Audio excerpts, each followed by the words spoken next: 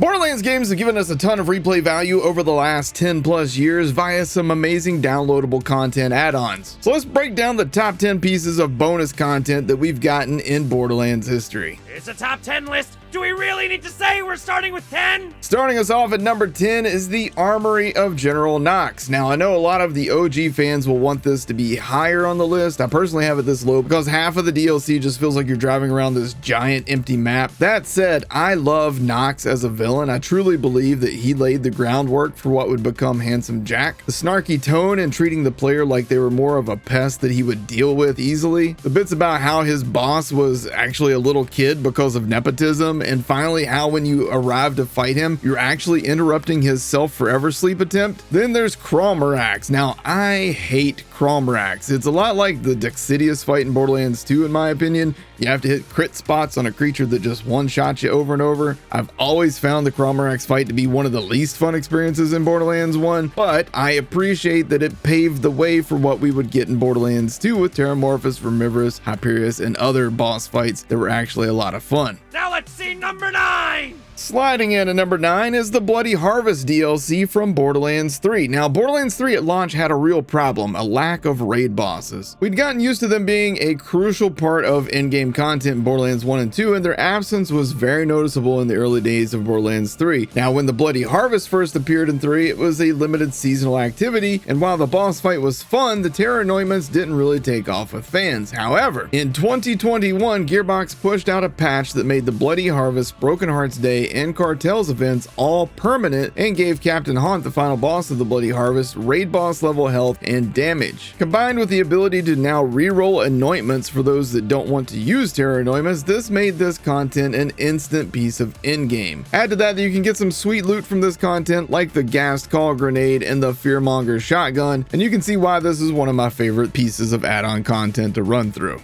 Don't hate, it's number 8! Coming into number 8, much like the aforementioned Bloody Harvest in Borderlands 3, its predecessor in Borderlands 2, also titled The Bloody Harvest, was an excellent piece of content. It was actually one in a series of what were titled Headhunter DLCs, Bloody Harvest, Wattle Gobbler, Marcus's Mercenary Day, the Wedding Day Massacre, and the Son of Cromarax. And while the Wattle Gobbler and Wedding Day Headhunters are not really my favorites, all 5 of these Headhunters were fun and cheap at just $2.99 a piece, and they offered some good new loot options. The Snowman Train, the Wattle Gobbler Double Red Chest, and the Son of Cromarax Treasure Room. The main standouts being the Son of Cromarax DLC with its beautiful locale, which is in stark contrast to a lot of Borderlands 2 scenery. The boss fight feels similar to the original Cromarax, but in a much more vibrant arena and with improved gameplay and mechanics. There's also a chance you can end up fighting both the invincible Son of Cromarax and Vermivorous the Invincible in there. It doesn't happen often, but I've had it happen once and it was a lot of fun. But probably everybody's favorite headhunter, definitely mine, is the Marcus's Mercenary Day. You get to fight a giant snowman and raid a train full of loot. Not much more needs to be said. It's just pure fun, and we need more Headhunter type content in future games. Let's see number 7! Speaking of Headhunter type content that was super cheap, as in free in this case, the Revenge of the Cartels was originally released as a seasonal event in Borderlands 3. But like the aforementioned Bloody Harvest, it was eventually made permanent and free for everybody who owns the base game of Borderlands 3. The Cartels is hands down my favorite map in any Borderlands game ever. It's surrounded by beautiful waterfalls and scenery. This map just sprawls out from this courtyard area into a mansion, splitting off into 3 different areas of combat, each with a named boss at the end. And just like Captain Haunt, the main villain of the Cartels, Joey Ultraviolet, also got a huge raid boss level health and damage buff when they made this content permanent and free. Fighting Joey while you're on mayhem levels will make him crazy strong, along the lines of like a Pyro Pete the Invincible level raid boss. And this add-on content has some amazing weapons as well. The OPQ system, the Yellow Cake, Needle Gun, No Pew Pew, and the Grease Trap, which in the hands of Clone Zane is a raid boss destroying machine. And did I mention the music in this content? It's god tier. I hope Cartels makes a return in future Borderlands games, and I hope we get another soundtrack by Finishing Move, who did the Revenge of the Cartels soundtrack on Borderlands 3.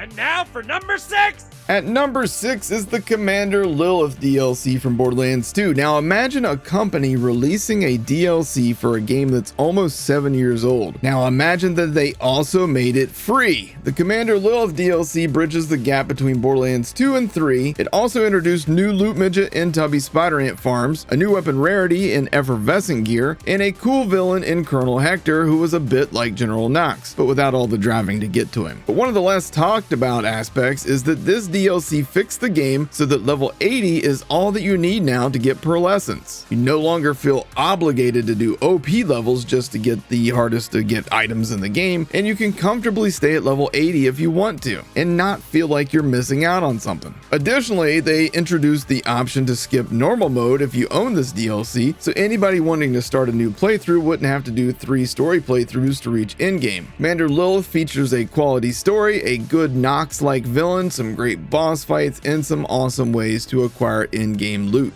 And here we are at number 5! Coming in at number 5 is the Captain Scarlet DLC. This is the very first piece of DLC for any Borderlands game that I ever did because I started on Borderlands 2, and this is the content that began my YouTube career nearly 10 years ago. The Captain Scarlet DLC will always feel extra special to me, but it's also just a generally great all-around DLC. Scarlet isn't your typical villain. Her motives are very much purely financial and acting like a true pirate. Her loyalties only lie to herself and her crew. This DLC also features one of the most glorious treasure rooms in all of the games. It also has 2 raid bosses and some of the strongest overall weapons in Borderlands 2, the Pimpernel and the Sandhawk. Salvador Maines might also say the Orphan Maker deserves to be on that list of weapons as well. Doing this DLC is always one of my favorite parts of a new Borderlands 2 playthrough, and frankly, the Captain Scarlet DLC is just great start to finish. Okay, here we are at number 4! Coming in at number 4, the Bounty of Blood from Borderlands 3. If you needed to place a pin in the exact moment that Borderlands 3 hit a turning point, you would push it in to the release day of Bounty of Blood. Up to this point, Borderlands 3 was having a lot of issues: performance, nerfs, lack of in-game content, the original mayhem system and annoying modifiers, etc. But when Bounty of Blood dropped and it fixed Moe's and Iron Bear damage, gave us beast weapons like the Beacon, Unkempt Herald, Complex Root, Flipper, and more, and had most of those drops happen at a 33% drop rate. Combine that with the release of Mayhem 2.0, which happened just a little bit before this, Borderlands 3 felt suddenly less like a chore and more like a fun Borderlands game, as it should.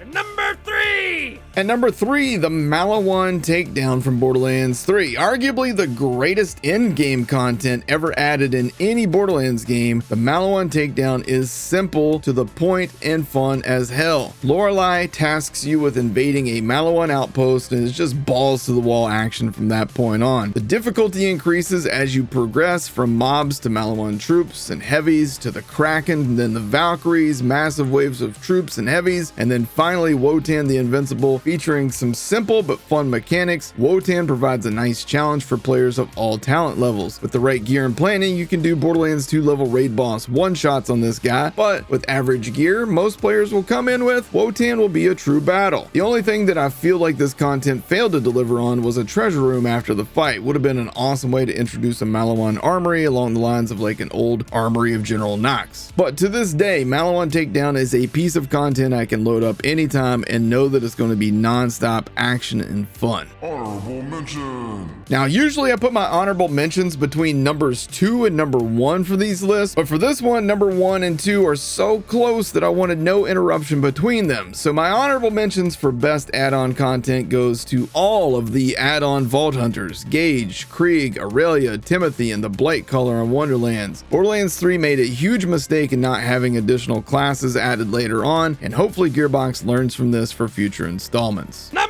2! Now, before I dive into the top 2 on this list, I want to say that both of these are amazing DLCs, and I've even changed my mind on which one is my favorite multiple times over the years, but after careful consideration, I've settled into placing them at these positions. So at number 2 is Tiny Tina's Assault on Dragon Keep. This is one of the only DLCs that actually made me care enough about the story and the ending that I actually got a bit emotional the first time I played through. But even better in my opinion is the gameplay, the maps, and the gear available in this DLC. DLC. You got the antagonist shield, the sword explosion, chain lightning, magic missile, the ogre, the crit, and of course, the grog nozzle. Who could forget the grog nozzle? The Dragon Lord gave us more handsome Jack, but in a clever way. Story-wise, this DLC is very good, hitting hilarious moments just as smoothly as it tugs at your heartstrings a moment later. Just solid from start to end. And finally, here we are at number 1! And that leaves us with my number 1 best piece of add-on content in Borderlands history, the Claptastic Voyage from Borderlands the pre-sequel. Now, much like Assault on Dragon Keep, this DLC hits humor and serious moments very fluidly. Claptrap's very existence in Borderlands 2 and beyond is explained in this DLC, and the story of his existence and what happened to all the other Claptraps is emotional in ways that you wouldn't expect. Handsome Jack returns again in this one, giving another excellent performance, but without having to carry the thing on his own. In terms of gear improvements, this DLC introduces the criminally underrated glitch rarity, which I would love to see return at some point. There's also some great all-around weapons that deserve to return in future games, like the laser discer, the flare, the cheat code, Kaneda's laser, luck cannon. The Claptastic Voyage stands as a reminder of just how amazing the pre-sequel could have been had it been given more add-on content. Hope you guys enjoyed this top 10. Let me know in the comment section down below what your favorite add-on content is in Borderlands history and why. Thank you guys for watching. Take care.